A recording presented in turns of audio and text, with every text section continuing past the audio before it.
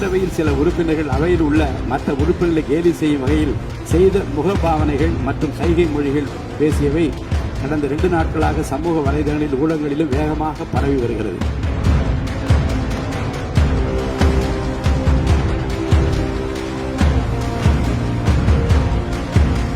இதுபோன்ற செயல்கள் தொடர்ந்தால் அந்த செயல் அவையின் உரிமை மீறலாக கருதப்பட்டு சம்பந்தப்பட்ட உறுப்பினர் மீது நடவடிக்கை எடுக்கப்படும் என்பதையும் நான் தெரிவித்துக் கொள்கிறேன்.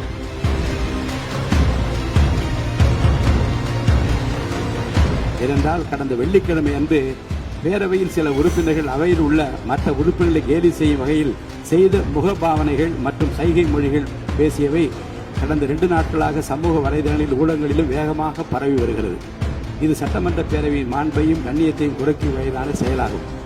இந்தியாவில் உள்ள பிற சட்டமன்ற பேரவைகளுக்கு எடுத்துக்காட்டாகவும் 100 ஆண்டு வரலாற்று பெருமை கொண்ட இந்த மாமன்றத்தின் மரபினை காத்திடும் வகையிலும் கண்ணியத்தினையும் மாண்பினையும் உயர்த்தி பிடிக்கும் வகையிலும் பேரவையின் சில நிகழ்வுகள் நேரலையில் ஒளிபரப்பு செய்யப்படுவதால் மாண்பு உறுப்பினர்கள் தங்களது பொறுப்பினையும் கடமையினையும் உணர்ந்து இதுபோன்ற கண்ணிய குறைவான செயல்களில் இனிவரும் காலங்களில் ஈடுபடக்கூடாது என அறிவுறுத்துகிறேன்.